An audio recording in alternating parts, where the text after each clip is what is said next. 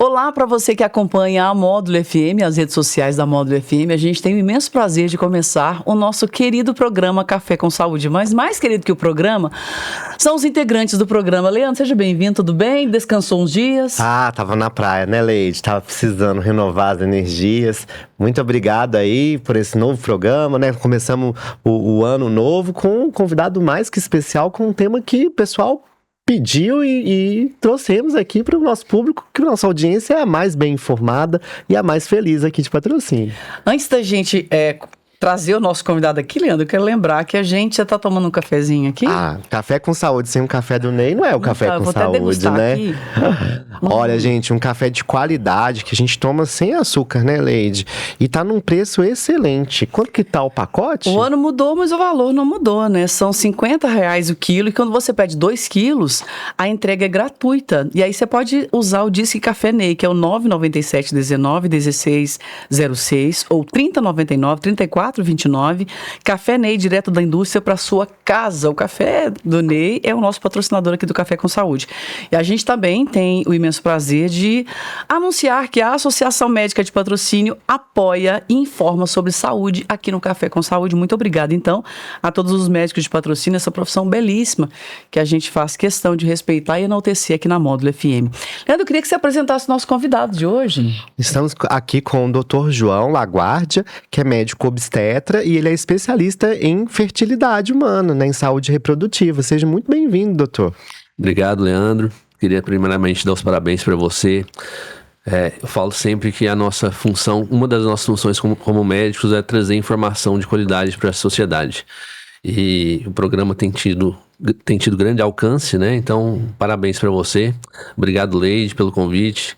Obrigado, agradeço pelo convite e parabenizo também pela oportunidade. Vocês trazem a população de informar, de trazer informação de qualidade sobre saúde e hoje sobre saúde da mulher. Obrigado. Nós que agradecemos, doutor João, e falo como mulher também, a sua profissão é extremamente importante pra gente, porque você ajuda a realizar sonhos, né, das mulheres de serem mães e dos pais de serem pais. Então eu tô muito feliz com o conteúdo de hoje e, assim, tenho algumas 50 mil perguntinhas pra fazer pra ele. A audiência gosta muito também, a gente teve bastante participação no programa, fiquei até surpreso que a gente teve mais perguntas do que eu esperava, assim, porque é um tema que praticamente todos os casais, né, desejam ter alguma informação. Mesmo optando por não ter filhos ou ter filhos, é um tema muito importante na vida de todos nós, né? Com certeza. E, Leandro, para você ficar surpreso, porque você lida com muitas perguntas, né? A gente vê que ao longo aqui da existência do programa, as perguntas, elas aumentam em número, em quantidade, em qualidade. Então, você está surpresa porque hoje o tema vai bombar. Hoje vai bombar. Doutor João, conta um pouquinho da sua história. Você é de Patrocínio. Onde você estudou? Como que foi sua formação? Bom, eu sou nascido, criado em Uberaba, formei, fiz faculdade na UFTM, fiz residência na UFTM e saí de lá só para vir para Patrocínio. Falo que Patrocínio foi um grande presente na minha vida. Vim para cá sem conhecer ninguém, todo mundo pergunta, mas quem conhecia alguém aqui? Não conhecia ninguém. Mas queria ficar perto de Uberaba, mas não queria ficar em Uberaba. Minha esposa é de Araxá, ela também não queria ficar em Araxá, mas queria ficar próximo da família. E Patrocínio foi um presente na nossa vida. E aqui a gente começou, tem 10 anos que eu estou aqui, vai fazer 10 anos agora que eu estou aqui em Patrocínio. E fui muito bem acolhido, falo que aqui é a minha cidade, como se fosse minha cidade natal. Então sou muito feliz aqui. E a gente está cada dia mais tentando fazer o melhor para a nossa população, quanto à saúde feminina. Eu falo que nenhuma casa deve conversar mais sobre ginecologia, obstetrícia, reprodução humana do que dentro da minha casa. Porque hoje também minha esposa trabalha comigo, hoje ela coordena toda a clínica, então a gente fala sobre saúde da mulher o dia inteiro. Então eu sou muito grato por Patrocínio ter me acolhido tão bem. E você tá com clínica nova, né, doutor? A clínica COG, né, tá de endereço novo, né? Sim, completamos um ano agora, no mês de janeiro, que passamos para a nova clínica, né? Um espaço mais moderno, um espaço maior, mais acolhedor e com novos planos de crescimento dentro da clínica também. É uma clínica muito bonita, muito acolhedora, com uma equipe profissional muito boa. Doutor, e me conta uma coisa, por que você escolheu, né, lidar com a saúde da mulher? Como é que foi essa escolha sua? A escolha com a saúde da mulher foi logo depois que eu entrei na faculdade. né? Nos primeiros estágios e tudo, me chamou muita atenção. Na verdade, eu gostava de tudo e comecei a gostar muito, principalmente da obstetrícia. A obstetrícia me chamou muita atenção, mexia muito comigo, os casos desafiadores, e aquilo ali foi mexendo muito com o meu coração. E aí eu fui parti para o lado da obstetrícia e comecei cada dia mais a dedicar e abrir o leque dentro da saúde da mulher. Hoje não só com obstetrícia, mas com a reprodução humana. Gosto muito da ginecologia também, mas foi, como se diz, uma paixão à primeira vista. Doutor, e nos últimos tempos, assim, o que você traz de grande evolução nessa área? Porque a gente lê, a gente escuta, mas assim, com precisão mesmo. Quais são as últimas grandes novidades dessa área para a fertilidade da mulher? A reprodução humana, ela é desafiadora. Não é nada fácil a reprodução humana.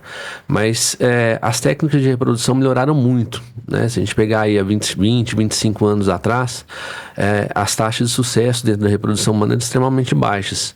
E foi conseguindo melhorar, né? Com as técnicas de congelamento. Hoje as técnicas de congelamento de óvulos, que ainda tem muito que melhorar. Mas dentro do laboratório da reprodução humana, a tecnologia, com os medicamentos, com as substâncias utilizadas, com o controle até do ar que circula dentro do laboratório, isso tudo melhorou muito a qualidade dos embriões e melhorou muito as taxas de gravidez. Então, assim, é uma área ainda muito desafiadora, tem muito que evoluir, mas melhorou muito e tem ajudado, sem dúvida nenhuma, muita gente a conseguir realizar o sonho aí de ser pai, o sonho de ser mãe. Doutor, para nosso ouvinte, né, para o nosso ouvinte aí que desejam ser pais, né, as mães e os pais, quando que elas devem procurar ajuda para planejar uma gestação, né? Eu falo, Leandro, que assim, o mais importante não é só planejar a gestação, é esse planejamento familiar. Né? Porque hoje, assim, a tendência é que as mulheres e a população em geral tendem a querer a ter seus filhos mais tardiamente, né? Então isso é natural. As pessoas estão postergando isso mais, porque vai estudar, vai fazer mestrado, vai fazer doutorado, quer ter uma estabilidade de vida e tem tendido a deixar para engravidar mais tarde. Então, mais importante é quando se pensa em ter filhos. Eu quero ter filho daqui a 10 anos, né? A gente tem que se programar para isso. Então, vamos supor, a mulher hoje está com 25 anos de idade. Eu quero ter filho daqui a 10 anos. A gente tem que ter noção que essa fertilidade vai cair. Isso é natural, isso não é doença. Então, com 25 anos, por exemplo, se ela congela seus óvulos, por exemplo, e vai ter filhos só com 35, com 35 anos ela tenta ter filhos, não consegue, eu falo que ela tem um seguro, ela tem um seguro que ela pode recorrer. Ela pode voltar lá atrás, pegar seus óvulos que foram congelados, por exemplo, e utilizar aos 35, 40, 45 anos de idade, porque esses óvulos vão ter idade de 25 anos de idade. Então, esse é o planejamento que se deve ter na família, né? Agora, eu estou aqui e já quero engravidar, estou planejando engravidar. O mais importante o que eu falo é que a gestação é saudável se a saúde da mulher está boa. Então, ela procurar o ginecologista, essa consulta pré-concepção é de extrema importância para fazer os exames, para ver como que está a saúde dela. Se está no sobrepeso, se está acima do peso, vamos lá, vamos emagrecer, com certeza vai ajudar a ter uma saúde, uma gestação mais saudável, né? O controle da alimentação. Então, tudo isso é planejar a vida quanto à gestação, isso é de extrema importância. Doutor João Laguardia, existe assim uma idade ideal, cientificamente falando, para a mulher ter filho? A idade ideal, eu falo que é sempre ontem. Ontem é melhor que hoje, sem dúvida nenhuma. Mas a gente sabe que quanto mais jovem a mulher é, né? Claro, não estou falando de adolescente, nada disso, né? Estou falando de 20 e poucos anos de idade. A taxa de sucesso da gravidez é muito maior. E a qualidade da gravidez é muito maior. Isso é fácil de pensar, porque os óvulos que a mulher tem, eles não se renovam. Então, se a mulher tem 25 anos de idade, os óvulos dela têm 25 anos de idade. Então é importante entender que os óvulos mais jovens tendem a gerar gravidez mais saudáveis. E o mais importante é que a fertilidade vai diminuindo com o passar da idade e a qualidade dos óvulos vai diminuindo com o passar da idade. Então, desde que a mulher menstrua, a quantidade... Aliás, desde quando ela nasce, a quantidade diminui. Quando ela menstrua, começa a menstruar, cai muito mais. E quando ela chega por volta dos 35, 40 40 anos de idade, essa curva de queda é muito maior. Então é importante ela ter noção que após os 35 anos, a tendência é que ela tenha uma dificuldade em engravidar.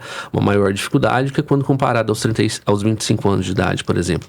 Mas não quer dizer que uma mulher de 38, 39, 40, 41, 42 anos não possa engravidar de forma natural.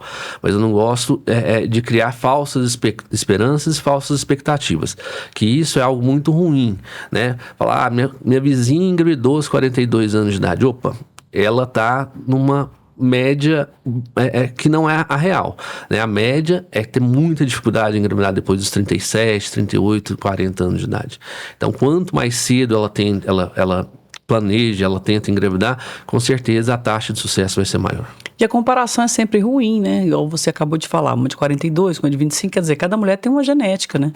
Cada pessoa tem a sua genética, né? Eu falo que nós somos únicos. Então, mesmo que a mãe tenha sido muito fértil, não quer dizer que a filha vai ser muito fértil. Então, o importante é não se comparar. Isso como você disse, é de extrema importância. Essa comparação, muitas vezes, é muito ruim, sem dúvida nenhuma. Doutor João, a gente vive num país em que existe uma desigualdade social muito grande, né? A gente sabe que as técnicas de fertilização, elas acabam tendo um custo elevado, né? Quando que um casal, né, que está tentando ter um filho de maneira biológica, deve procurar um investimento maior nessas tentativas? Sem dúvida nenhuma, isso é um ponto importante, porque é um sonho, né? A pessoa que está ali com dificuldade de ter filho e não consegue, é um sonho. E muitas vezes, o recurso que tem para essa pessoa tentar conseguir a gravidez, realmente é uma técnica de alta complexidade, como a fertilização in vitro. Realmente não são valores baratos, né, para a nossa sociedade atual. Mas a gente fala que o acesso a isso, a acessibilidade melhorou muito, né? Então, hoje, tem mecanismos, né? Vamos dizer assim, a gente se oferece meios de dividir, meios de ajudar essa pessoa a conseguir a gravidez com um custo menor. Tá certo? Então, assim, muitas vezes acha que também esse custo é muito alto, também não é muito, muito alto. Mas, hoje, consegue dividir, consegue planejar melhor, né? E, assim, é tudo também quanto a pessoa quer pagar para aquele sonho. Tem casos, assim, que mexeram muito conosco na clínica, por exemplo. Eu tive um caso, um dia que o casal chegou, viu que era aquilo, que era a solução, era aquilo. Não tinham muita condição, mas saíram. Passou umas 2 horas, voltaram e falaram: viemos para fazer a fertilização. Vendemos o nosso carro, isso em 2 horas. Falou, o dinheiro está aqui. Não, mas não tem que pagar agora. Não, mas a gente tem que pagar agora, senão a gente gasta o dinheiro e não vai ter o dinheiro depois. Mas engravidaram, com certeza estão muito felizes aí. Então, assim, também é o que a pessoa quer investir, né? E é um sonho, né? A gente tem vários, quantos sonhos nós temos?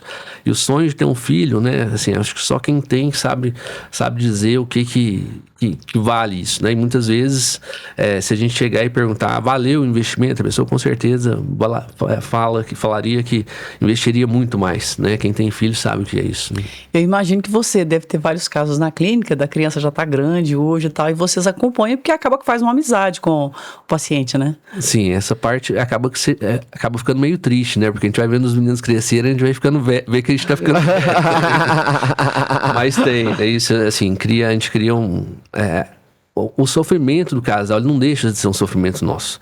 Por mais que a gente tente ser, né, que a medicina prega para nós, pra gente tentar desvencilhar do paciente, mas a gente tá associado, a gente tem as nossas emoções, né? Então, acompanhar ali, quanto maior a dificuldade, com certeza mais apego a gente tem, né? São desses casos que a gente lembra, né? O Leandro sabe muito bem disso, que a gente lembra muito mais desses casos mais desafiadores. E a gente se apega, não tem jeito, né? E quando dá certo, por exemplo, o paciente tem que mandar o teste de gravidez, muitas mandam já assim, né?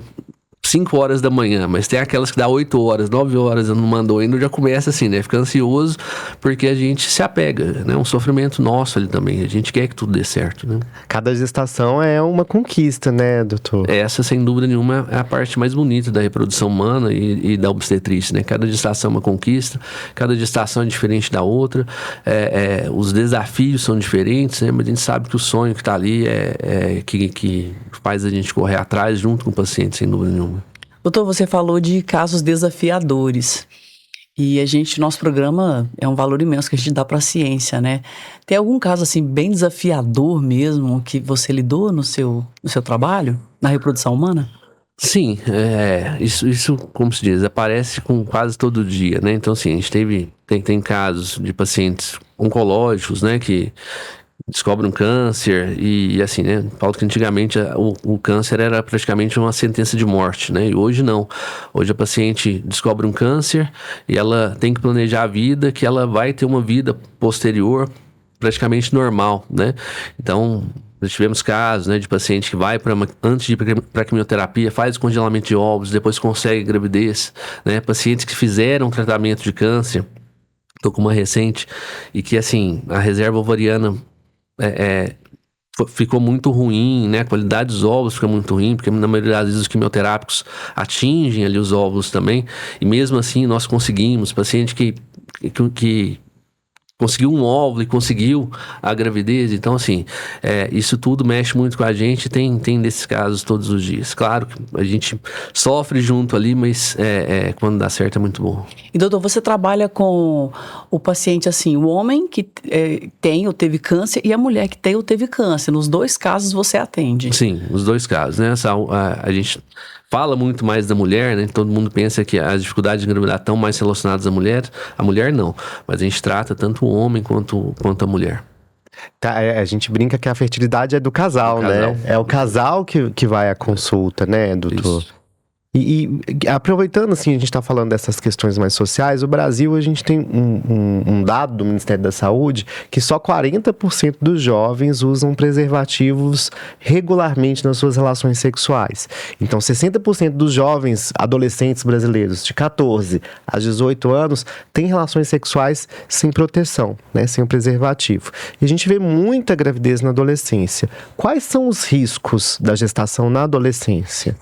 Bom, a gente fala que os extremos da idade reprodutiva são os mais desafiadores, né? Então, a paciente engravida na adolescência, sem dúvida nenhuma, o corpo, apesar dela ovular, apesar dela menstruar, apesar dela ter o útero, ter o ovário funcionante ali, o corpo dela não está tão preparado para a gravidez, né? E a gente percebe, né? O risco, por exemplo, de pré-eclâmpsia, que é a doença que mais mata na gravidez, ou que mais gera morbidades na gravidez, ela é muito maior nas pacientes de menor idade, nas adolescentes. Então, essas pacientes têm muito maior risco de pré-eclâmpsia, maior risco de eclâmpsia, e as sequelas podem ser para a vida inteira, né? Então, e o corpo não está tão preparado. E olha que a gente está falando simplesmente do fisiológico. O fisiológico não está tão preparado. Agora, imagina o psicológico.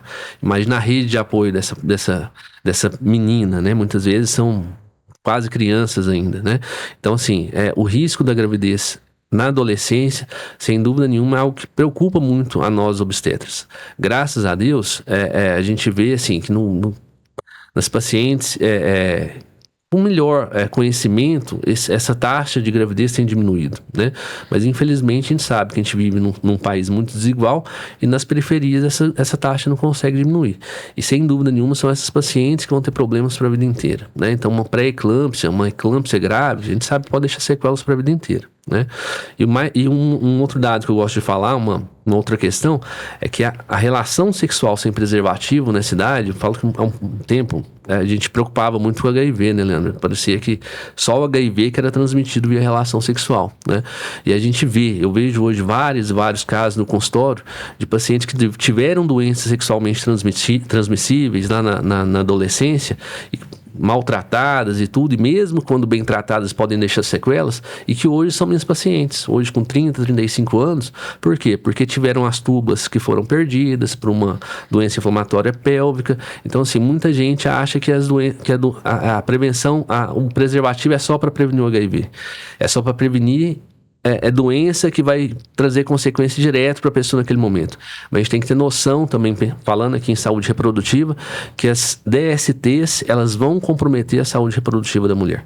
Então, por mais que tenha ali, por exemplo, uma gonorreia que vai passar, vai curar e vai seguir a vida normal, mas as sequelas das tubas uterinas, por exemplo, podem ser eternas, né? E esses pacientes muitas vezes vão virar nossos pacientes para uma fertilização in vitro porque perderam as tubas por conta de uma DST, né?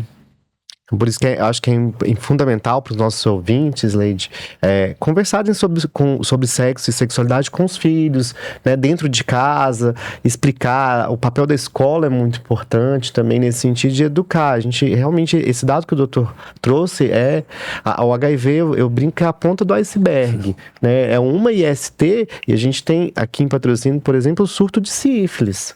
A gente vem acompanhando várias gestantes que estão passando por isso com consequências seríssimas para os bebês, né?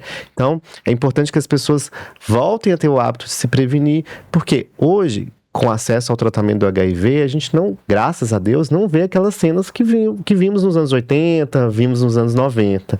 Mas isso não significa que a gente pode abaixar a guarda. Então, que a prevenção ela precisa ser conversada, né? Essa consulta do pré-natal é muito importante para fazer os exames de infecções sexualmente transmissíveis, para o parceiro fazer esses exames também é muito importante, e para que a gestação ocorra de uma maneira muito tranquila, né, doutor? Sem dúvida nenhuma, né? A sífilis, a sífilis tem nos assustado muito, né? Acho que nos 3 últimos anos, o que teve de casos de sífilis e as consequências pro bebê podem ser trágicas, né? Pode passar desde despercebido, mas deixa sequelas para a vida inteira. Então, é isso que o Leandro falou, né? A avaliação do pai, do parceiro ali também no momento, nessa consulta pré-concepcional que nós falamos um pouco atrás, é sem dúvida nenhuma de extrema importância, porque gerar uma gravidez com, por exemplo, uma paciente com sífilis é muito triste para nós médicos, é muito triste para a família, né? A gente fala que quando tem um paciente com uma sequela dessa, né? Um bebê que nasce com uma sequela dessa, é toda a família ali que sofre, né? Toda a família que foi doente. Então, sem dúvida nenhuma, primeiro prevenir, né, Leandro? E segundo, tratar de forma correta e fazer o acompanhamento de forma correta, sem dúvida nenhuma, é fundamental. Agora o Leandro fala em surto de sífilis, e aí uma pergunta para vocês dois, perpassa todas as idades, assim? São pessoas maduras, jovens? Qual a percepção de vocês? Percepção é que tem sido todas as idades, né? Não sei a do Leandro, assim, mas no consultório a gente vê de todas as idades. Chama mais atenção, pelo menos o que eu percebo no nosso consultório, das pacientes mais jovens. No meu consultório tem de todas as idades, Leide. Assim, os jovens estão mais corajosos, né? Eu digo, ou menos informados, né? Ou se bem informados, não formados, né? Para prevenção. Então, no consultório eu tenho idoso, gestante, adolescente, mas o público jovem, entre os 18 e até os 30 anos, é o público mais afetado. Eu nasci em década de 70, 80, e quando falava em sífilis nesse período, a gente ficava aterrorizado. Essa percepção foi perdida ao longo do tempo, na opinião de vocês? Parece que sim. Que assim, né, é uma doença que muitas vezes ela não dá sintoma, né? Não dá sinais, não dá sintomas, ou sintomas leves, né? Então a pessoa não preocupa muito com aquilo. Mas quando a gente vê os sintomas mais graves, que o Leandro pega mais isso com certeza, né?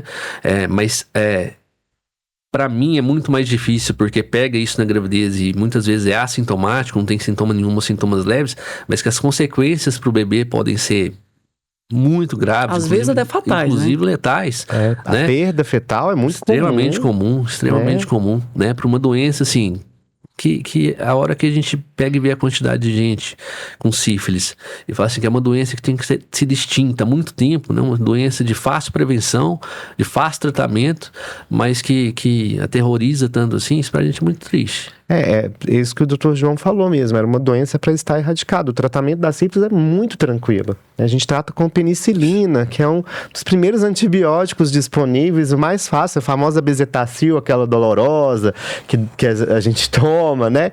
Então, assim, hoje a penicilina, ela ainda trata a sífilis, a gente não tem um perfil de resistência grande da sífilis. Mas as pessoas abaixaram muito a guarda pelo estilo de vida, né? E aproveitando o gancho, doutor João, a gente tem visto tanto jovens quanto adultos, né, utilizando cigarros eletrônicos, fumando cigarro de palha, bebendo muito, né, e não descuidando da alimentação. Qual que é o impacto disso na gestação? Eu falo que o impacto disso na gestação, na reprodução humana, é o mesmo para o corpo em geral, né? Eu falo que hábito de vida saudável, todo mundo sabe o que é. Como que é um hábito de vida saudável, né? E assim, falar que é desinformação hoje, eu não acredito, porque hoje o que a gente tem de informação, e os jovens com certeza têm muita informação, né? Mas o que me chama atenção, o que parece ser, é que querem escutar o que tem vontade só, não o que é real, né? Mas sem dúvida nenhuma, os pacientes, né, que fumam, que levam uma vida desregrada, o alto consumo de álcool, a dieta desequilibrada, a falta de atividade física, sem dúvida nenhuma vai trazer consequências graves para a gravidez. A gente tem que pensar, né, eu sempre uso o exemplo, né, às vezes o paciente fala no consultório, mas eu não posso tomar uma taça de vinho na gravidez. Eu falo, pensa em você. Uma taça de vinho vai ser distribuída pelo seu corpo, você tem 70 quilos. Só que o seu embrião, que você está dentro da sua barriga agora, ele está com todas as células de informação, e ele tem 30 gramas. Agora imagina o que é uma taça de vinho para um embrião de 30 gramas que está em toda a formação. Então imagina as consequências que podem gerar lá na frente. Então é fácil o raciocínio, né? Então com certeza, né, tudo que faz mal para o nosso organismo, e a gente sabe o que faz mal, a gente sabe o que é um hábito de vida não saudável, vai trazer impacto para a gravidez. Logicamente que a gente está falando de um feto que é muito menor, muito mais sensível e que está com todas as células suas se multiplicando ali em informação. Então, com certeza, as consequências para a gravidez podem ser trágicas. Essa sua fala, doutor, eu acho ela muito relevante, porque eu ouço muitas mulheres falarem, inclusive grávidas, só uma taça de vinho não faz mal. Parece que a sua opinião é diferente, né, para mulher grávida. Não tem dose segura, né? É simples, não tem dose segura. Falar uma dose, meia dose, uma taça, meia taça, não tem dose segura, né? Eu sempre uso esse exemplo, né? Pensa o que é isso para você. Com uma taça de vinho, você fica bem, sente alguma coisa, beleza. Agora pensa pro seu bebê, que hoje está aí com 200 gramas, 400 gramas, 1 quilo. É a mesma dose que está indo para ele, né? Então, quais são as consequências para ele? Qualquer um para e pensa, né? Então, assim, trazer isso também para a pessoa pensar que a placenta não está ali protegendo contra o álcool que vai passar para o bebê. Então, não tem essa proteção. Então, a pequena dose é uma dose alta para um serzinho de tão pouco peso. Doutor João, os brasileiros têm como hábito a automedicação, né? E me preocupa muito a automedicação na gestação. Fala para os nossos ouvintes quais são os riscos, né, da automedicação durante o período gestacional, né? Toda gestante pode tomar qualquer remédio? Como que funciona isso, doutor? Não, sem dúvida nenhuma, né? A automedicação é um risco para toda a população, como você bem colocou, mas na gravidez é isso que eu tô falando, que eu acabei de falar aqui, né? Nós estamos tratando de um bebê, de um feto que está em formação. Então, pequenas doses de determinados medicamentos vão ser doses altas para um bebê que tem baixo peso, né? A gente está falando de um ser de baixíssimo peso, vamos dizer assim. Então, qualquer medicação que a mãe toma, a imensa maioria vai passar para o feto.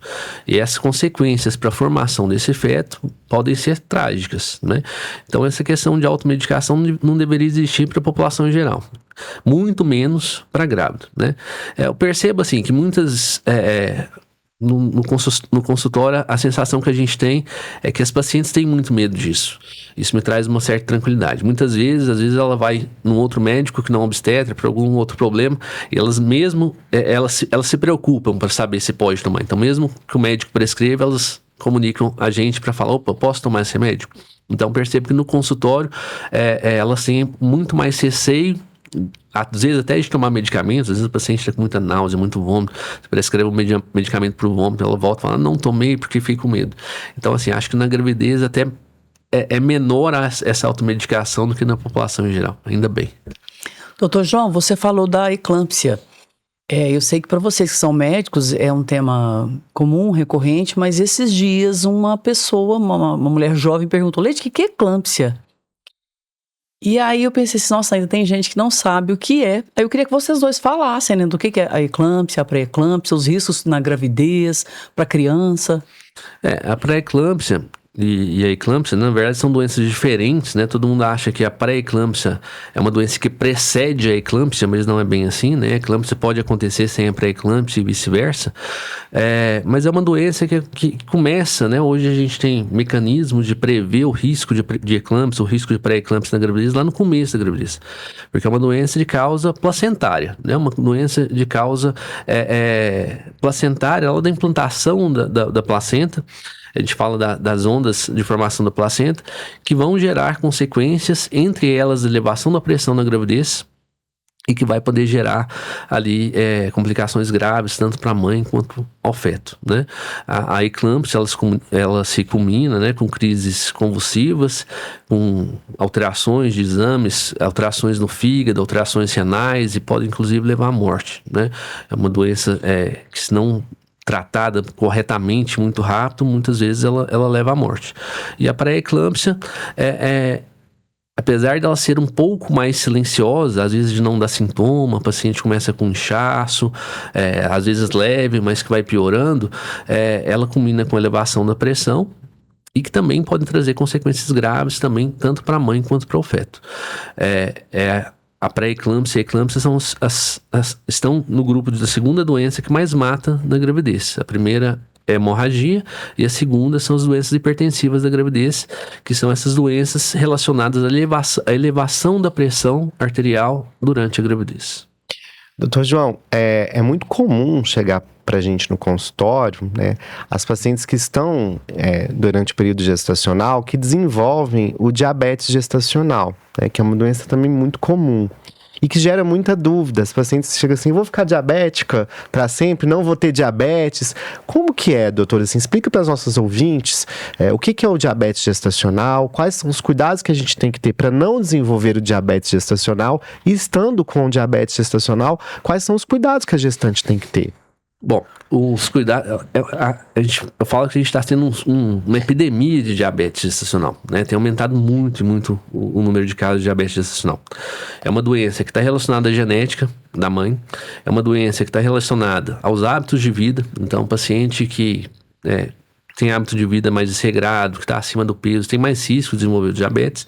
E é uma doença que está relacionada também à placenta. A placenta produz um hormônio chamado lactogênio placentário, que aumenta o risco de desenvolver o diabetes. Então, baseado nesse tripé, é uma doença difícil, a condução nela na gravidez. Eu falo assim, que eu prefiro, por mais que seja talvez as consequências até mais trágicas quando não errado, mas eu prefiro 10 pacientes hipertensas no consultório que uma diabética. Porque eu falo que a hipertensão hoje, gente, de tanto a gente estudar, ela fala pra gente o que vai acontecer. Então, o paciente chega hoje, eu já prevejo como que ela vai estar amanhã, e ela vai me dando sinais. O diabetes não. O diabetes é uma doença silenciosa e que as consequências também podem ser trágicas, né? Tem tido muito óbito fetal por conta do diabetes gestacional. Então, o que a paciente deve ter? Primeiro, um pré-natal de qualidade. Primeiro, a consulta pré-concepção, que nós falamos aqui, né? Então, se ela está acima do peso, será que tem como baixar esse peso para engravidar? Se a alimentação, ou se ela está ingerindo uma quantidade exagerada de carboidrato, já começar a diminuir. E lá na gravidez, frente ao diagnóstico, é um controle total dessas glicemias, né? Eu falo que o problema não é o diabetes, o problema é o diabetes descompensado. Então, se ela está diabética, essa paciente primeiro tem que ser acompanhada por um profissional que entenda de alto risco, porque as consequências tanto para ela quanto para o bebê podem ser graves. Então, é trazer essa paciente para o controle rigoroso das glicemias. Então, assim, ela não tem direito de falar, hoje eu vou abusar e posso ter a elevação da glicemia. Não, um dia pode ser trágico. Então, é trazer essas pacientes, trazer para debaixo do braço da gente, controle da glicemia. Pelo menos ela vai fazer as picadinhas no dedo, fazer o controle pelo menos 4 vezes ao dia. Alimentação adequada, praticamente cortar os carboidratos, e falo que não adianta só a dieta. A atividade física, ela é tão importante quanto a dieta. Então, essas pacientes a gente puxa muito a orelha, a gente pega muito no pé. E ali o acompanhamento fetal, né? Eu falo que não tem como a gente medir, a gente mede a glicemia da mãe, mas a gente não está medindo a glicemia do feto. E Pra gente medir, a gente teria que furar a barriga da mãe todos os dias, tirar líquido e fazer a glicemia nesse líquido amniótico. Só que, lógico, a gente não faz isso. Então, o acompanhamento do feto, através dos ultrassons adequados, para a gente suspeitar se ele está fazendo hiperglicemia ou não, das cardiotocografias, é fundamental. E o mais importante, né, Leandro, é que eu falo que a medicina, a gente vai sabendo das consequências de determinadas doenças a longo prazo, né? E hoje, os estudos demonstram, a gente estuda os bebês que nasceram há 50 anos atrás. Que hoje são adultos, logicamente, né? O que a ciência mostra? O que os estudos demonstram? Que as crianças que nasceram, filhos de mães diabéticas, elas têm mais chance de infartar aos 30, 35, 40 anos do que a população em geral. Ou seja, são pessoas que vão infartar mais precocemente. São pessoas que têm mais riscos de sofrer AVC mais precocemente. A gente vê que a taxa, se a mãe teve uma filha, né? E nessa gestação ela era diabética, essa filha ela tem muito mais chance de ter uma diabetes gestacional quando ela engravidar. Então hoje os estudos conseguem mostrar isso pra gente, a gente consegue ajudar essas famílias muito antes. Antes a gente tinha uma paciente diabética, nascia o bebê e dava alta, falou, pô, tá resolvido, tirou a placenta, tá resolvido. Na maioria das vezes essa paciente volta às glicemias normais, mas o mais importante, ela também tem a noção que por mais que ela volte a não ter o diabetes, ela tem muito mais chance de ter o diabetes futuro do que uma pessoa que nunca teve diabetes gestacional, do que uma mulher que não teve diabetes gestacional. Agora, você falou em epidemia de diabetes. Tem uma explicação para isso? Olha, eu creio que está muito mais relacionado aos hábitos de vida, né? A alimentação, né? A alimentação desregrada, o consumo de álcool e ao sedentarismo. Mas a gente não tem nenhum estudo, assim, falando por que aumentou muito. É claro, assim, a obstetrícia, né? Nós, obstetras, nos tornamos muito mais rigorosos, como se diz. A gente abaixou o sarrafo para pegar muito mais gente. Então, assim, a gente tem diagnosticado muito mais porque mudou um pouco dos critérios de diagnóstico. Mas eu acho que está muito relacionado aos hábitos de vida, sem dúvida nenhuma. Doutor João, existe um consentimento assim, popular de que a atividade física faz mal para a gestante, que gestante tem que ficar de repouso, né? Repouso absoluto, né? Me conta, é possível fazer atividade física durante a gestação? E até qual idade gestacional as mulheres podem praticar atividade física? Quando me fala isso, né, que a gestante não pode fazer atividade física, eu quase tenho alguma coisa assim que vai infartar aqui, né?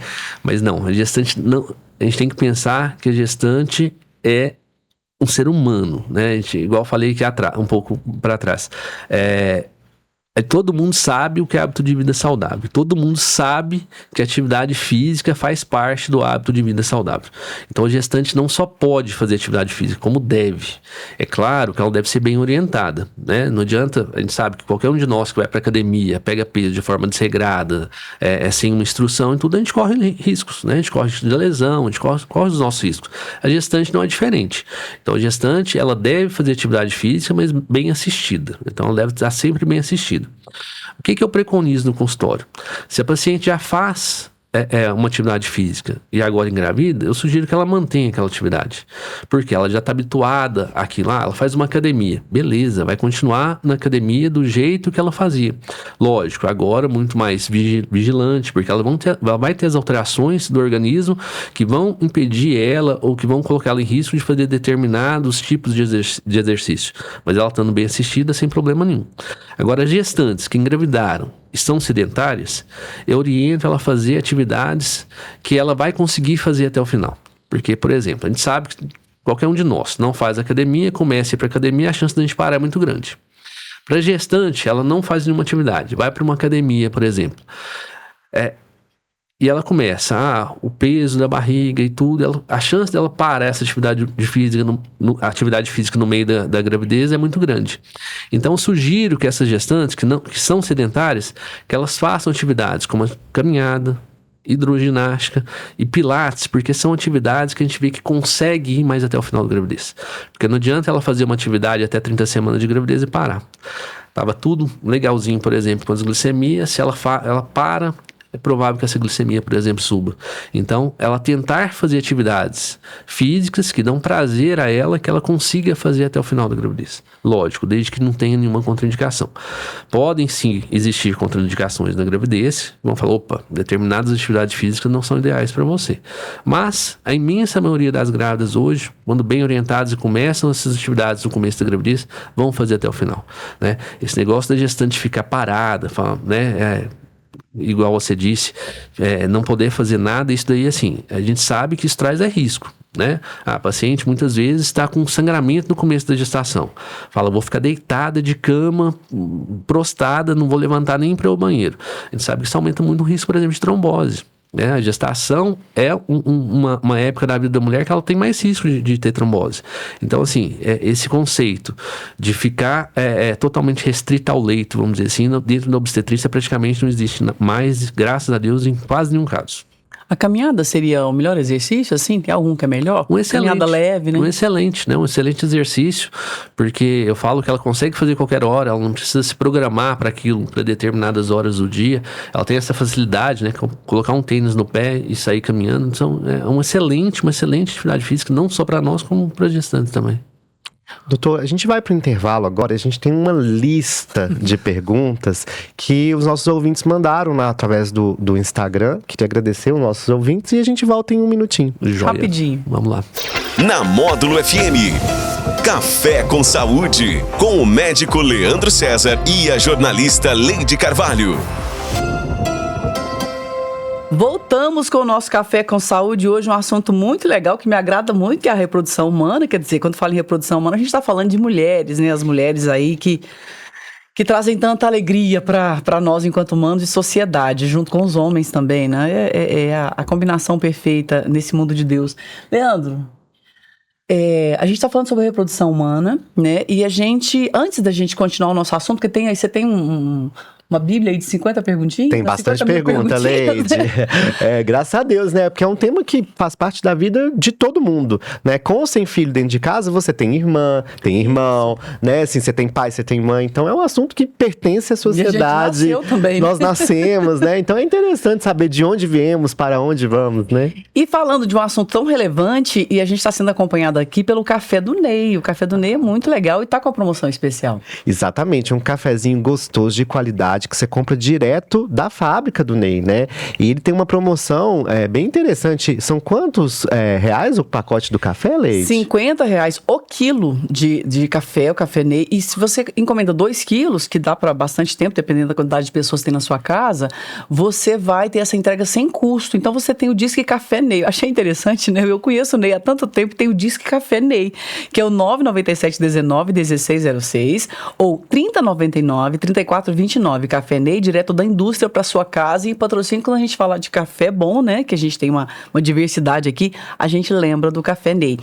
E com muita alegria também que a gente anuncia aqui que é a Associação Médica de Patrocínio apoiando e informando sobre saúde aqui no Café com Saúde.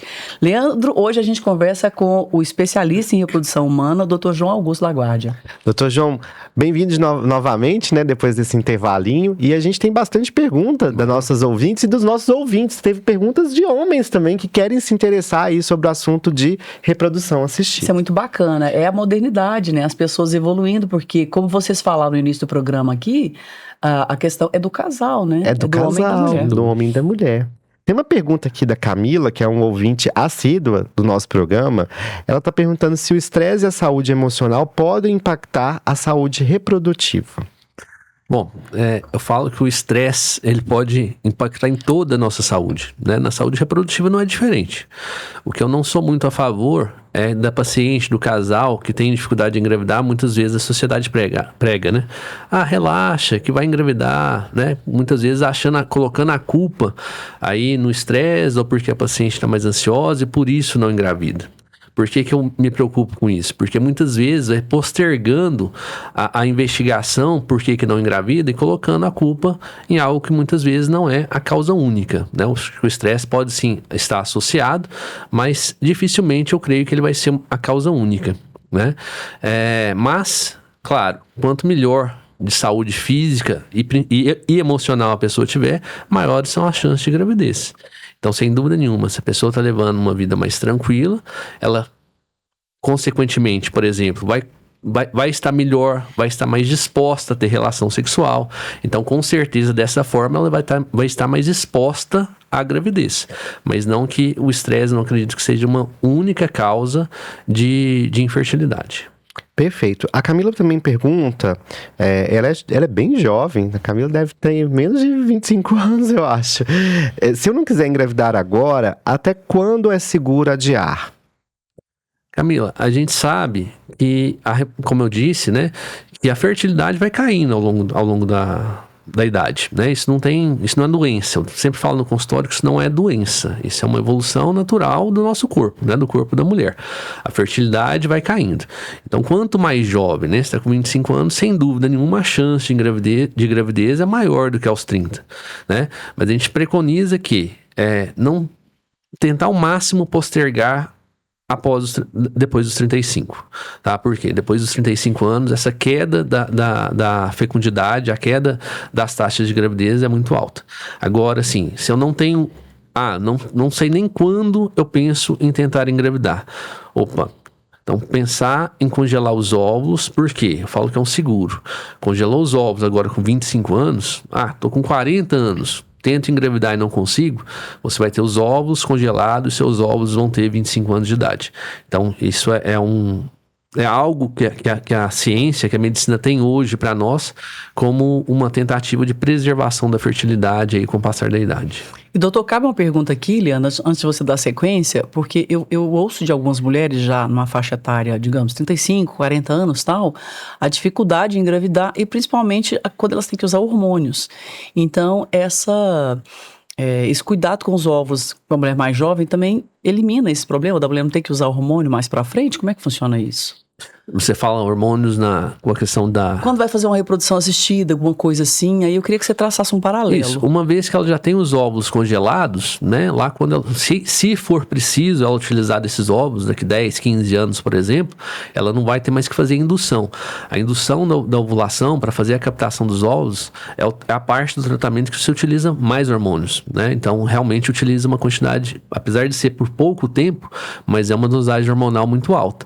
Então, uma vez que ela já captou esses óvulos, se for necessário ela utilizar esses óvulos daqui 10, 15 anos que seja, ela não vai ter que usar essa quantidade de hormônios, não. Então facilita, né? Se sem a pessoa dúvida fizer, nenhuma. É bem preventivo, sem né? dúvida nenhuma. Certo, temos mais perguntas aqui. A Maria Clara está perguntando, Dr. João, depois de quanto tempo tentando engravidar que o casal deve procurar ajuda médica? Maria, a gente fala que se a mulher tem menos de 35 anos de idade e tem pelo menos 2 relações sexuais por semana, ela pode tentar até 1 ano. Se a mulher tem mais de 35 anos de idade e tem pelo menos 2 relações sexuais por semana, ela pode tentar até 6 meses antes de procurar um especialista.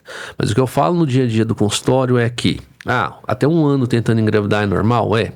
Mas a maioria das pacientes a gente vê que engravida ali no 4º, 5º, 6º mês.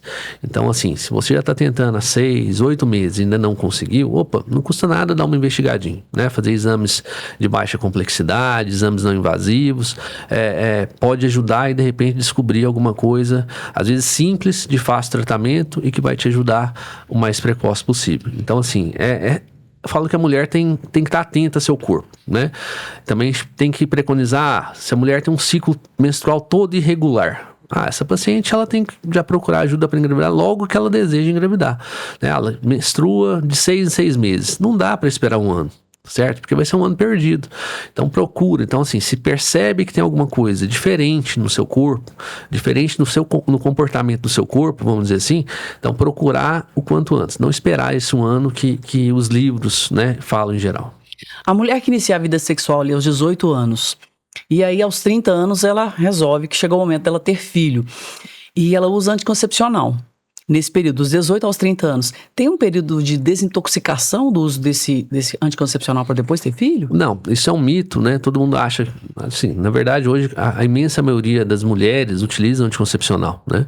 E isso é um mito de que tem que esperar para engravidar, não. Uma vez que ela parou o anticoncepcional no outro mês ela já pode tentar engravidar sem problema nenhum.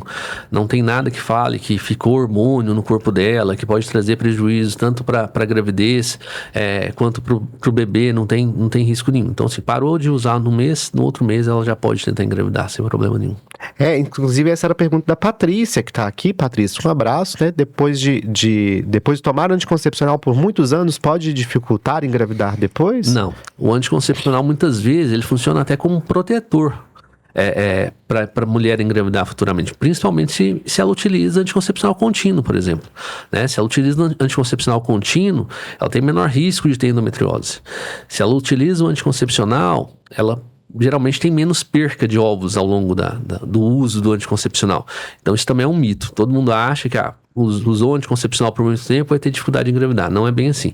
E muitas vezes coloca a culpa da dificuldade de engravidar porque utilizou anticoncepcional por muito tempo. Isso não procede, é mito também. Já que a gente está falando de anticoncepcional, Leandro, tem uns que são melhores que outros, ou cada um é indicado para a mulher? Como escolher o anticoncepcional? Tem sempre um melhor que o outro para aquela paciente. Então, sempre individualizar a prescrição, a gente sempre individualiza a prescrição para cada paciente. Então, assim, não tem um melhor do que os outros todos, pensando no geral. Mas tem sempre um melhor do que o outro para aquela paciente. Então, a gente sempre individualiza a paciente e vai prescrever o melhor anticoncepcional para aquela paciente.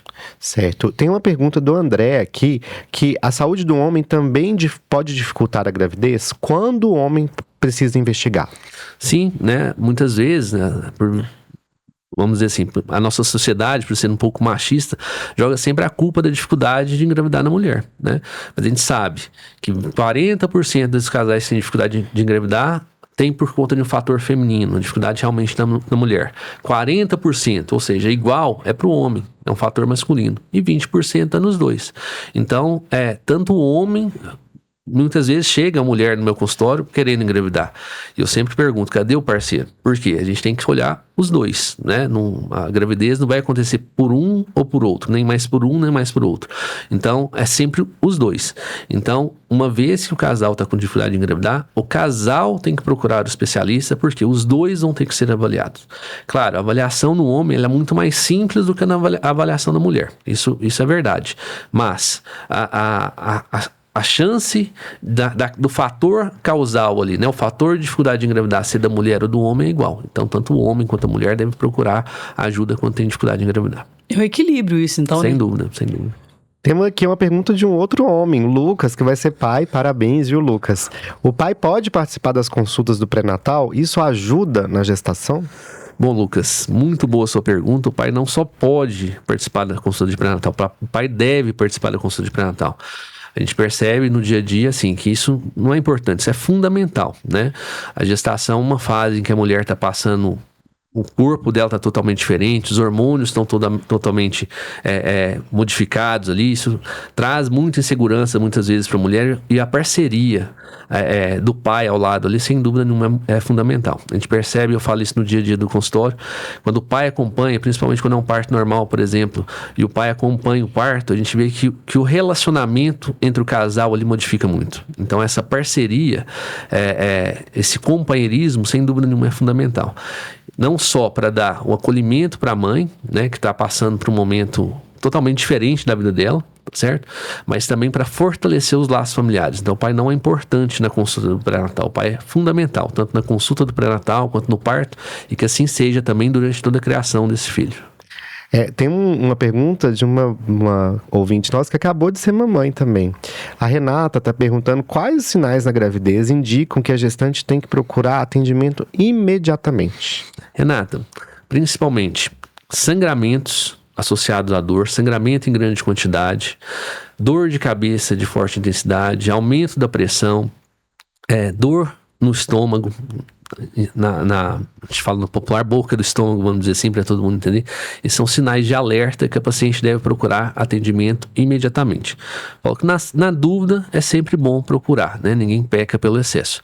Então, diante desses sinais principais, devem procurar assistência médica imediata. Tem uma pergunta aqui da Sônia. A mulher acima dos 40 pode continuar tomando anticoncepcional? Sônia, pode sim tomar o anticoncepcional, mas deve sim ser acompanhada por um ginecologista, tá? Não é qualquer anticoncepcional que deve ser utilizado nessa fase da idade, e não só pensar na idade, tem que pensar em outras comorbidades que a paciente possa ter. Então pode sim utilizar anticoncepcional, mas deve ser acompanhada por um médico especialista. A Camila tá perguntando, o DIU dói para colocar? Quem que pode usar DIU? Olha, praticamente, Camila, todas as mulheres podem usar DIU. É claro que a indicação deve ser individualizada. O DIU a gente utiliza muito hoje, tem subido muito a utilização do DIU por ser um método de longa duração, de facilidade para paciente, principalmente para colocar. O DIU, na maioria das vezes, ele não dói para colocar. Eu tenho até orgulho de falar que eu inventei uma técnica nova de colocar. A gente coloca na clínica uma técnica guiada por ultrassom, em que não vai anestesia, não pinça o colo. Então, é muito tranquilo e a maioria das pacientes sai sem dor nenhuma durante a inserção do DIU. Certo. O Roberto está perguntando o seguinte, a vasectomia é reversível? O homem perde alguma função? Ótima pergunta, né? Um mito de que a vasectomia faz o homem diminuir desejo de relação sexual, dificuldade de ereção, isso é mito, né? A gente tem que desmistificar isso. Então não traz nenhuma sequela, nenhuma consequência quanto a isso para o homem. E a vasectomia ela pode sim ser reversível. Não é um bom método, né? Quando se reverte, não tem uma eficácia muito grande, mas em torno de 30% a 40% ela pode sim ser reversível e voltar a ter ali no ejaculado os espermatozoides. Mas ela não é 100% reversível. Então, assim, é muito importante, quando vai para esses métodos que a gente chama de métodos definitivos, né? De ter a certeza mesmo de que não quer mais ter filhos, né? A gente vê no consultório no dia a dia, tanto na vasectomia quanto na laqueadura, que as pacientes às vezes os pacientes querem utilizar desses métodos definitivos, mas hoje eu não quero mais ter filho, né? Mas muitas vezes o tempo passa, a cabeça muda, a vida se modifica, né? Tem vários fatores aí que podem se modificar e daqui 5, 10 anos esse homem, essa mulher querem ter filhos novamente e se fez laqueadura vai ser muito difícil a reversão e as taxas de sucesso da vasectomia também não são tão boas. Muitas vezes vai para fertilização in vitro porque não recupera totalmente ali o trajeto, né, para a saída do espermatozoide. Eu já ouvi, assim, de homens que fizeram vasectomia, que eles sentem um tipo de dorzinha ali por não ter relação sexual, então eles têm que ter relação sexual, talvez assim, tem que ter uma frequência. Isso é mito ou é da cabeça da pessoa? Não é mito, é mito por associar isso à vasectomia, né? Mas todo homem que passa longos períodos sem ter relação sexual pode ter dor nos testículos, né? Pela produção dos espermatozoides que não param, né? E ali vai acumulando uma quantidade grande no epidídimo e pode causar dor. Então não é pela vasectomia, não tem relação com a vasectomia. Mas todo e qualquer um pode ter dor testicular, dor na bolsa escrotal por conta do tempo, de um período prolongado sem ter relação sexual. A Aline ouviu falar nas redes sociais que anticoncepcional causa trombose. Isso é verdade, doutor? Ótima pergunta, Aline. O anticoncepcional não que ele cause trombose, né? Ele pode, sim, em determinados tipos de anticoncepcional, aumentar o risco de trombose, né? Os anticoncepcionais associados, que têm associação com o estrogênio, pode aumentar o risco de trombose, não que ele cause. Então, daí a importância, né? A gente falou há pouco da automedicação, da importância de não se automedicar, né? Porque a minha amiga toma esse anticoncepcional, que eu vou tomar esse anticoncepcional também. Então, nós do consultório, a gente individualiza cada paciente para prescrever o melhor medicamento para aquele paciente. Então, sabendo que o anticoncepcional que tem estrogênio pode sim aumentar o risco de trombose, não que ele cause. Doutor, hoje é muito comum as pessoas usarem hormônios na academia. E mulheres que estão ainda em idade fértil, por exemplo, com 20 anos, 22, para ter melhor desempenho. Aí, o uso desses hormônios, eles interferem no médio prazo, pequeno prazo ou a longo prazo, na questão da reprodução humana? Bom, uma pergunta meio cabulosa aqui para mim, vamos dizer assim, né? Porque os hormônios utilizados pelas mulheres para... Olha, gente, eu não tô fazendo apologia ao uso do hormônio, pelo amor de Deus. Mas eu tenho que falar o que a ciência mostra, né, para nós, um fato, né? Os hormônios que as mulheres utilizam na academia, eles ajudam na fertilidade da mulher.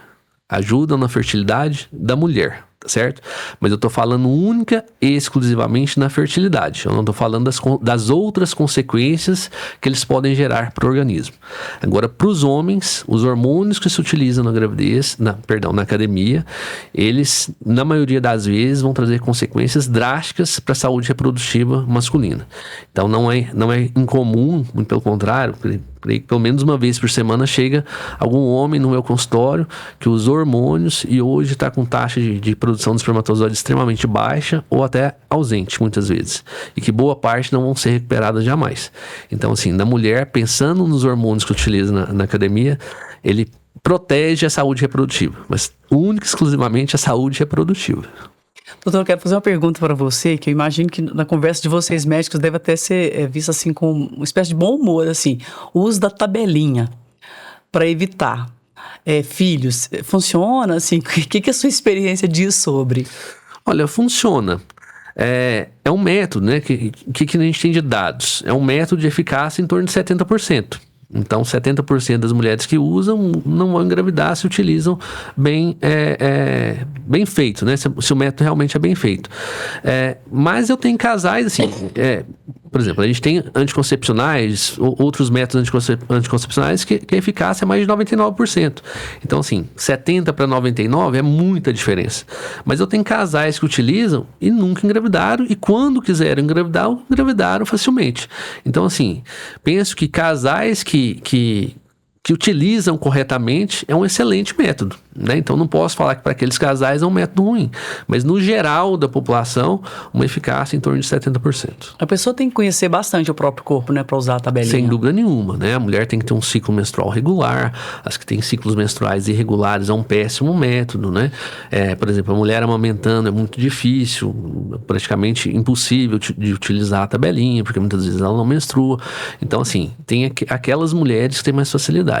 E conhecer o corpo, sem dúvida nenhuma, é fundamental.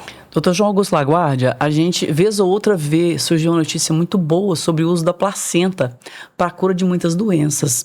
E a mais recente delas, que a gente estava comentando aqui em off, é a questão do uso da placenta para fazer com que tetraplégicos, né, aquela pessoa que está completamente paralisada, voltar a andar. Isso é bem recente, mas assim, do ponto de vista da reprodução humana, você lida com a saúde feminina o tempo todo, a placenta é ainda inexplorada, tem um universo de coisas positivas que ela pode trazer, porque eu acho que isso é muito bom, né? Bom, a placenta talvez seja um dos principais órgãos nossos, um órgão temporário e que depois é descartada, né? A gente estava conversando aqui em off, eu não sei muito aí sobre o assunto que a gente estava conversando, é um assunto novo, mas que até brinquei que se for algo bom, né, é uma matéria-prima totalmente, que a gente vai ter muita, né, que a gente tem muita e com certeza pode ajudar muita gente. Que bom que estão estudando a placenta, né? Imagino que ali possa ter muita coisa útil, mas assim, é palpável, assim, tecnicamente mesmo, eu não tenho muito conhecimento, né? Mas eu acho importante. Assim, e agradecer a ciência brasileira, né? A Tatiana Coelho, né? Que é a pesquisadora...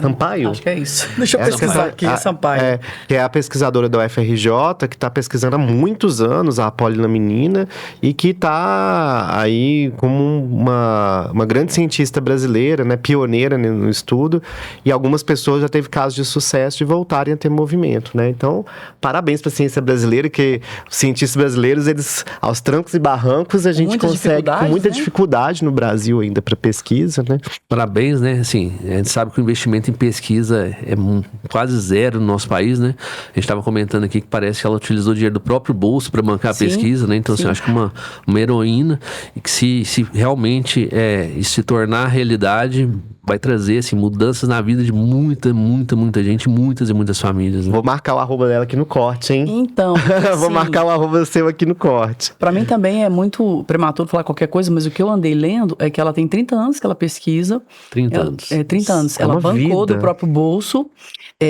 mais da metade da pesquisa. E ela trouxe um exemplo de um rapaz que era tetraplégico. Vocês médicos, vocês sabem, né? Porque tem o paraplégico, que é daqui pra baixo, a gente fala assim bem vulgar. vulgar, senso comum, e tem o tetra, que é daqui para baixo. Isso, mas isso mesmo. E ela mostrou lá um caso de um tetraplégico que voltou a andar graças a esses estudos. Eu tô, assim, muito feliz e otimista, porque imagina se isso ganha, né? O mundo, o chão aqui, o mundo real, vai ser muito importante, né? E aproveitando o espaço, assim, que a gente está falando de coisas de utilidade pública, eu queria fazer até um esclarecimento para nossa audiência, que a gente tem visto na mídia muitas informações alarmantes sobre o vírus Nipah na Índia, né? A gente recebeu um alerta da OMS dos casos que estão acontecendo lá na Índia, mas acho que é importante para o nosso público saber que é um vírus que tem um baixíssimo poder de disseminação global, né? Então, a chance de acontecer uma epidemia, uma pandemia, como aconteceu com o Covid, é muito baixa.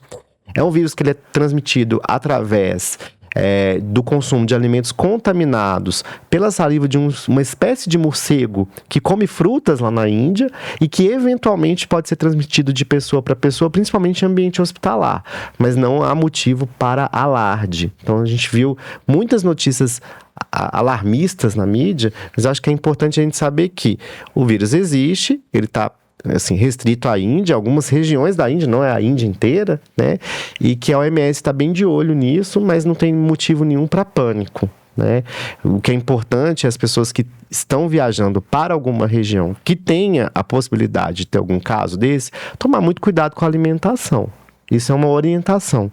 Mas fora isso, não há motivo para pânico. Eu me lembro, Leandro, que na pandemia você trouxe estudos e você alertava, sendo infectologista, que o vírus do Covid poderia virar epidemia e iria chegar aqui, e naquele momento talvez você não tenha sido nem bem compreendido. Então é importante o que você está falando agora, quer dizer, é baseado em estudos que você está falando, né? Exato, não é um vírus novo, a OMS já conhece, é umas doenças que a gente diz como doenças de interesse prioritário em saúde global. Então existe muita pesquisa em relação a isso. É uma doença muito grave, mas que graças a Deus não está no momento em risco para uma grande pandemia.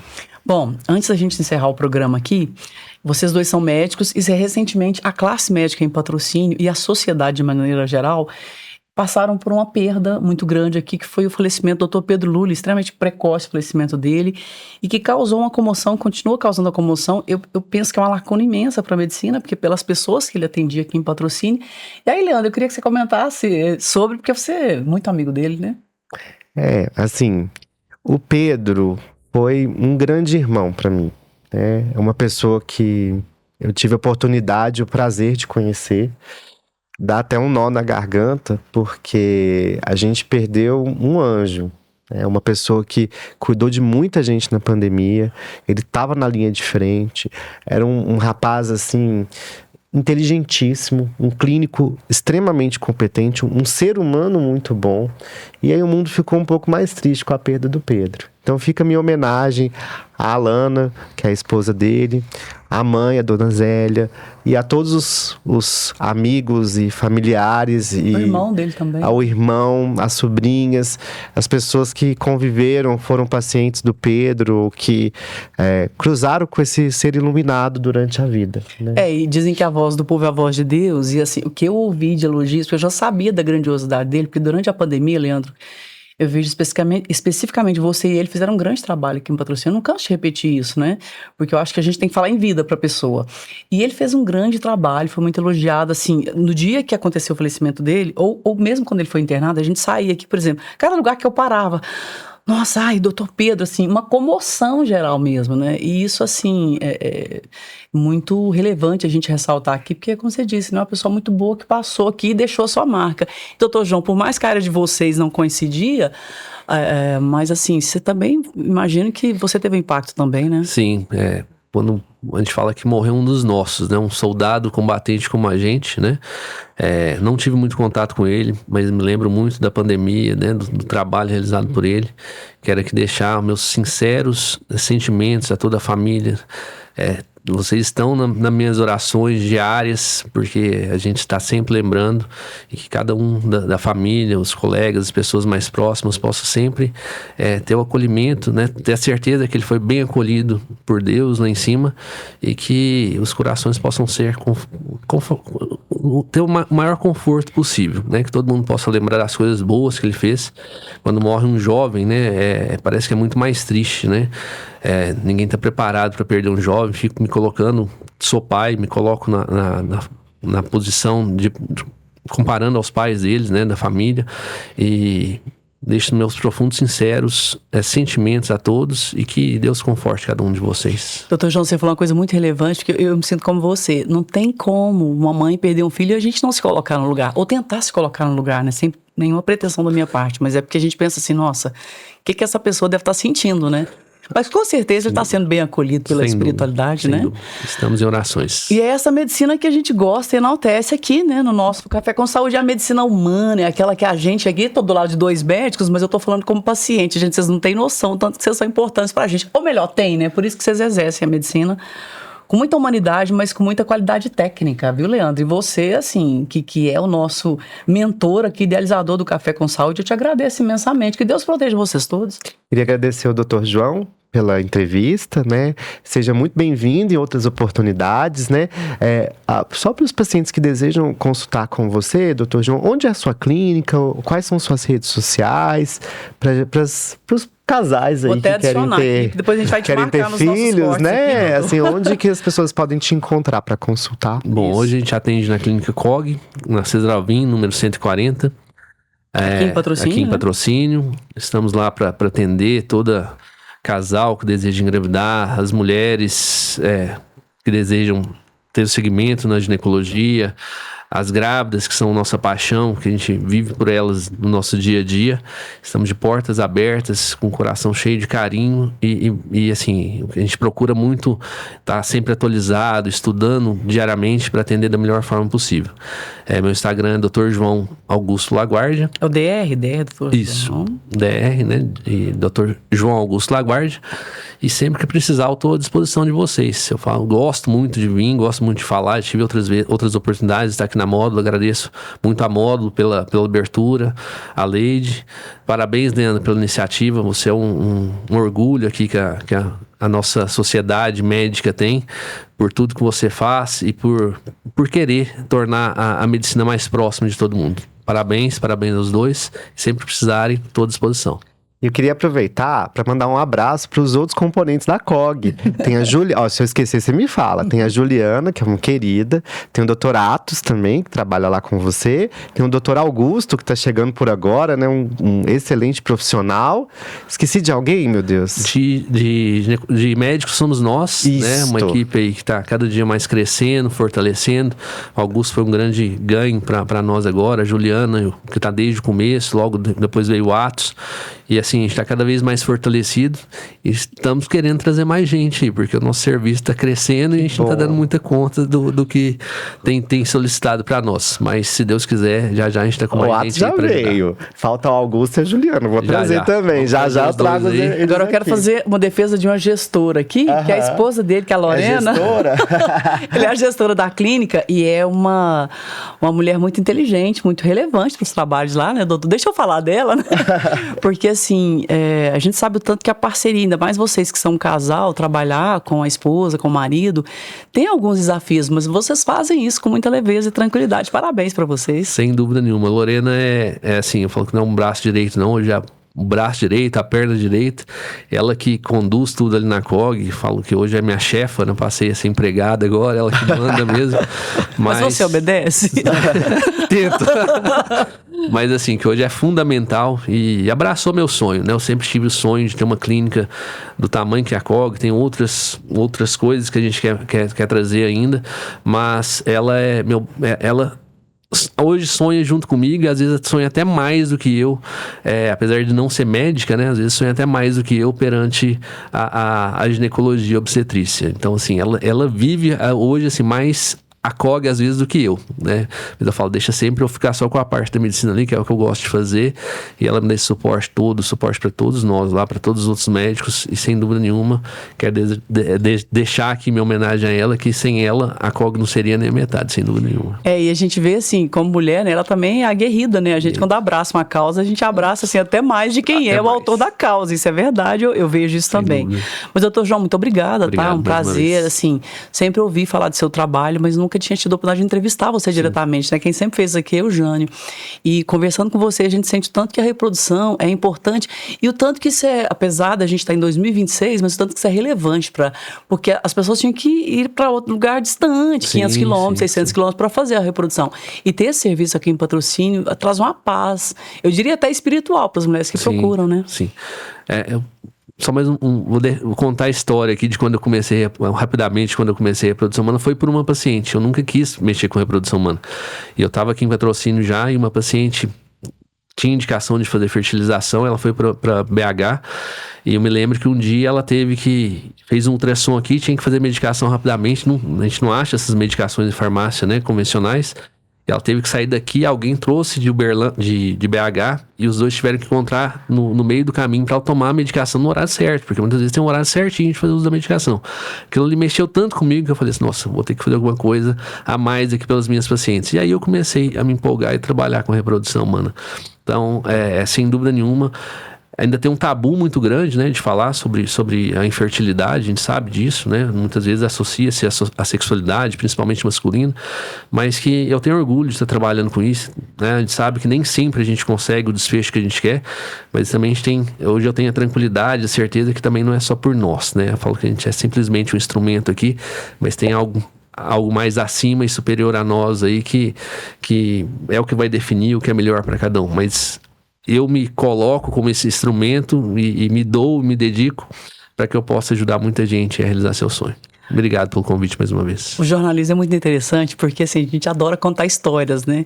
E é muito bacana perceber essa virada de chave. Sim. Agora, doutor, uma pergunta assim, você fica à vontade para responder, mas você lidando com o universo feminino o tempo todo, né? Que tipo de transformação que isso trouxe para você? Lidar com esse universo feminino, porque a reprodução, apesar não, ela é do casal, mas você lida com mulher o tempo todo, com sonho, com desejo, com tanta coisa bonita.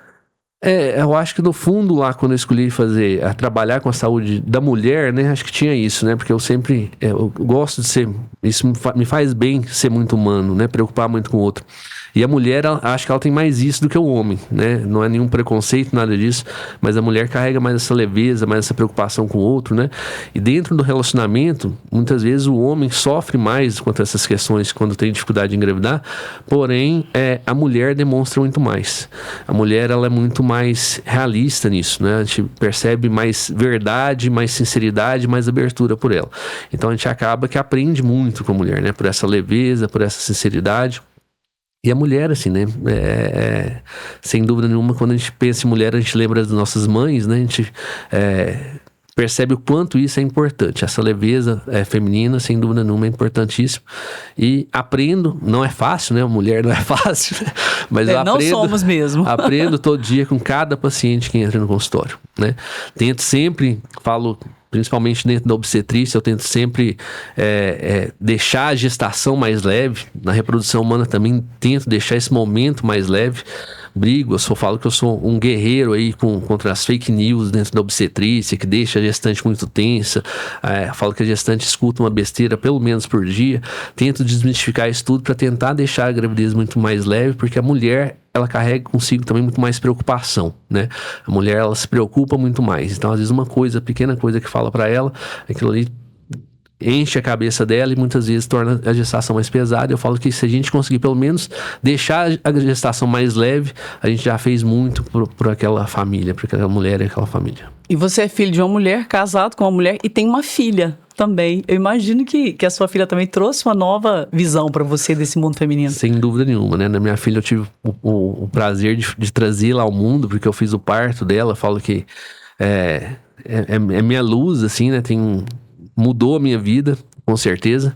E é uma que já vive a obstetrícia desde pequena. Desde pequena ela fala, hoje ela tá com 9 anos, mas já fala que vai ser obstetra, já quer a sala dela na COG, ela já tem a sala dela na COG, ela escolheu, mas que dá pra ver, assim, que ela tem muita preocupação. Cada gestante que sabe que tá acompanhando conosco, que é do meio social dela ali, mães de coleguinhas e tudo, e que com certeza vai ser melhor do que eu dentro dessa ECOG. Que bacana, gente. Esse foi a nossa edição do Café com Saúde, hoje tendo o imenso prazer de receber o Dr. João Augusto Laguardia, que com certeza já fez aí a felicidade de muitas mulheres e vai continuar fazendo de muitas outras mulheres, junto com a equipe dele lá. Leandro, muito obrigada pela entrevista. Muito obrigado, João. Muito obrigado, Leide. Voltamos no próximo Café com Saúde com uma convidada mais do que especial. Vamos falar sobre a saúde do estudante. Ótimo! Um grande desafio. Leandro, você é um ótimo pauteiro, sabe? é quem faz a pauta no jornalismo, a gente fala de pauteiro ou pauteira. Então você é um ótimo pauteiro. Parabéns. Pauteiro e palpiteiro. A todos vocês que concedem pra gente o que há de mais relevante no mundo de hoje, que é a atenção, né? Muito obrigada, fiquem com Deus e até o próximo programa. Você ouviu na Módulo FM Café com Saúde, com o médico Leandro César e a jornalista Leide Carvalho.